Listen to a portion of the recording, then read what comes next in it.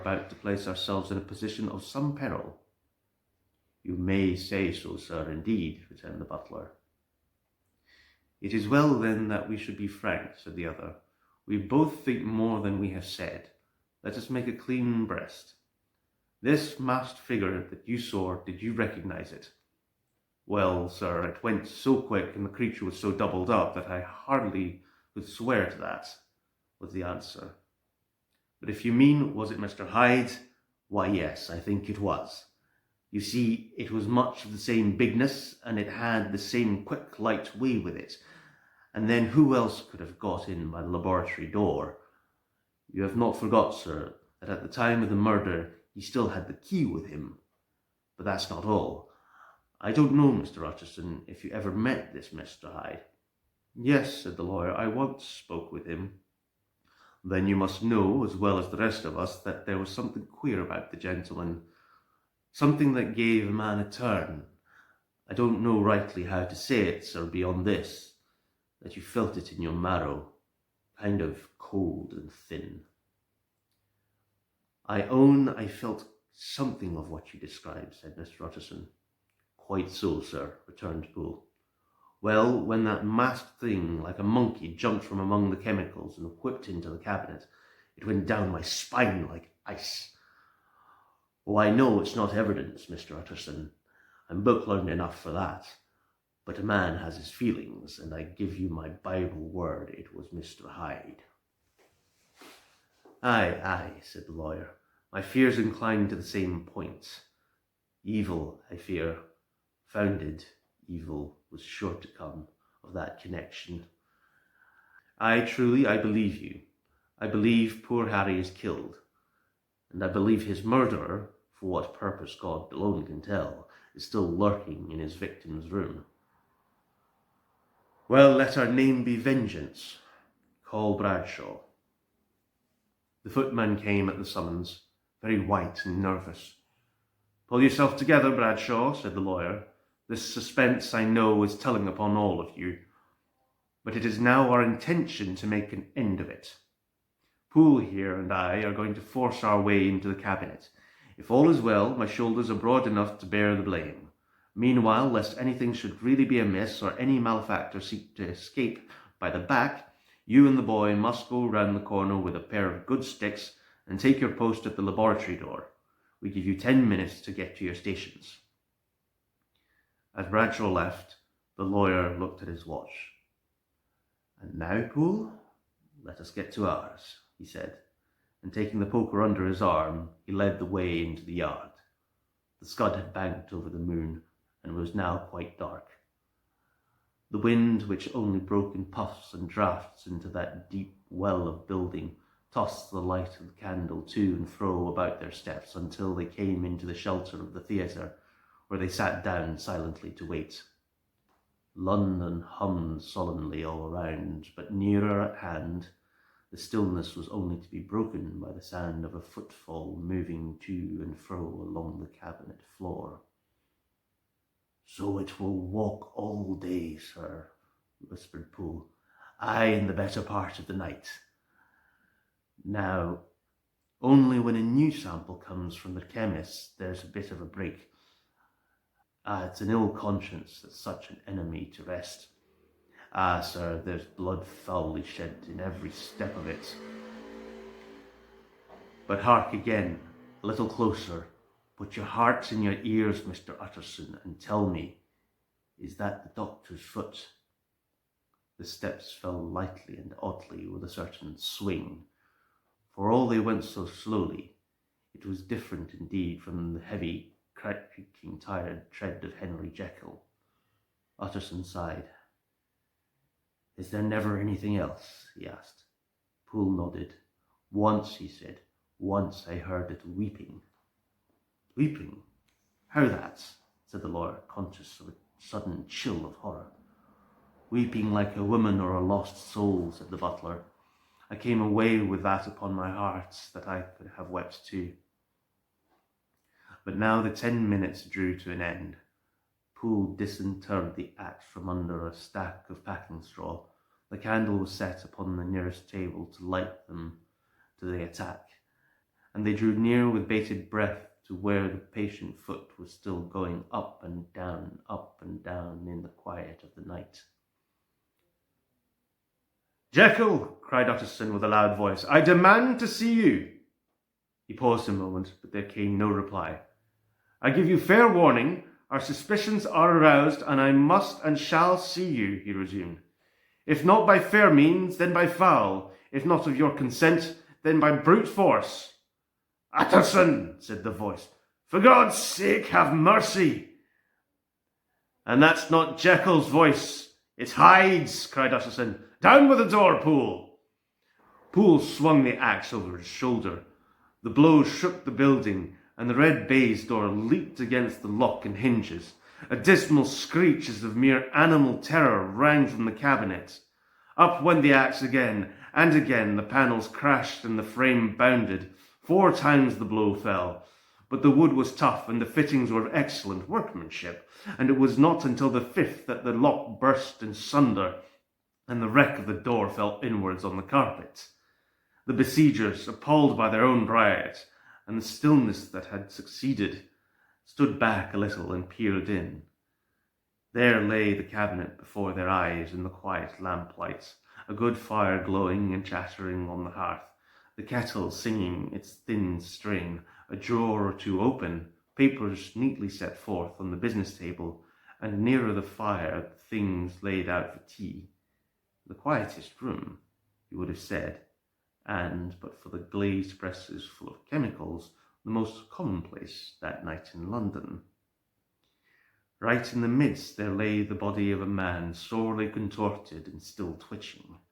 They drew near on tiptoe, turned it on its back, and beheld the face of Edward Hyde. He was dressed in clothes far too large for him, clothes of the doctor's bigness. The cords of his face still moved with the semblance of life, but life was gone.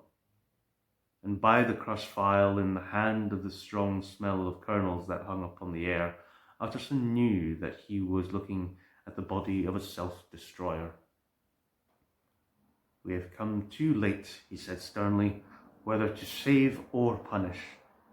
Hyde is gone to this account, and it only remains for us to find the body of your master." The far greater proportion of the building was occupied by the theatre, which filled almost the whole ground story, and was lighted from above, and by the cabinet, which formed an upper story at one end and looked upon the court. A corridor joined the theatre to the door on the by-street, and with this the cabinet communicated separately by a second flight of stairs. There were besides a few dark closets and spacious cellar. All these they now thoroughly examined. Each closet needed but a glance, for all were empty, and all by the dust that fell from their doors had long stood unopened. The cellar, indeed, was filled with crazy lumber, mostly dating from the times of the surgeon who was Jekyll's predecessor, but even as they opened the door, they were advised of the uselessness of further search by the fall of a perfect mass of cobweb which had for years sealed up the entrance. Nowhere was there any trace of Henry Jekyll, dead or alive. Poole stamped on the flags of the corridor. "He must be buried here," he said, hearkening to the sound. "Or he may have fled," said Utterson, as he turned to examine the door in the by-street. It was locked, and lying nearby on the flags they found the key, already stained with rust. "This does not look like use," observed the lawyer. "Use?" echoed Poole. "Do you not see, sir, it is broken, much as if a man had stamped on it."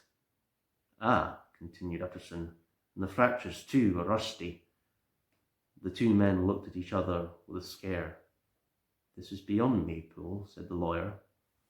"Let us go back to the cabinet." They mounted the stair in silence, and still with an occasional awestruck glance at the dead body, proceeded more thoroughly to examine the contents of the cabinet.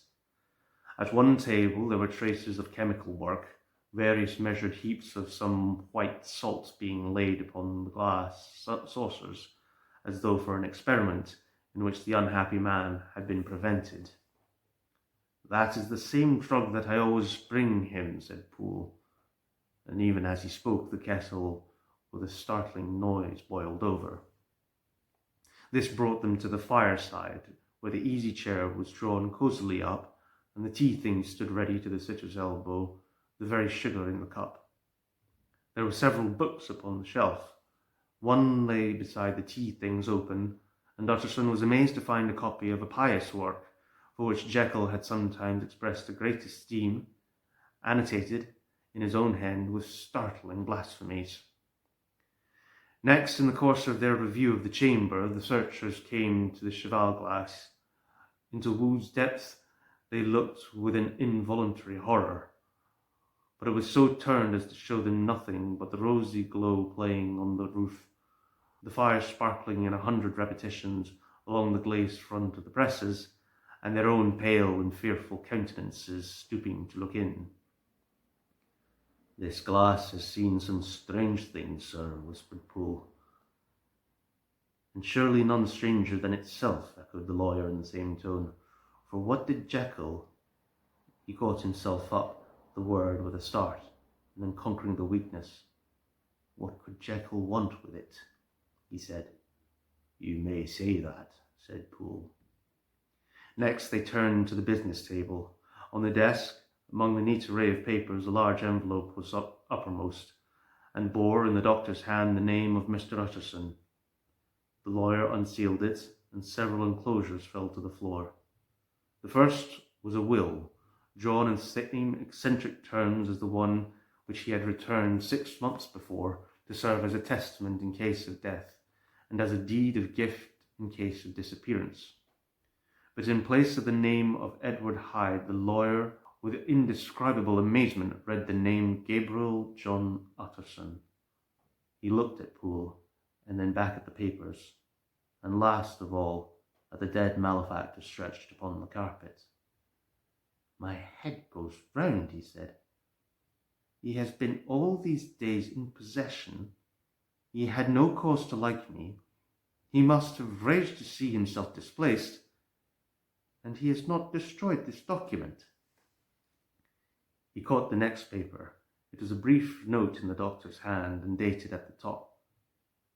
"Oh, Poole!" the lawyer cried. "He was alive and here this day. He must be still alive. He must have fled. And then, why fled, and how? And in that case, can we venture to declare this suicide?" "Oh, we must be careful. I foresee that we may yet involve your master in some dire catastrophe." "Why don't you read it, sir?" asked Poole. "Because I fear," replied the lawyer sullenly. "God grant I have no cause for it."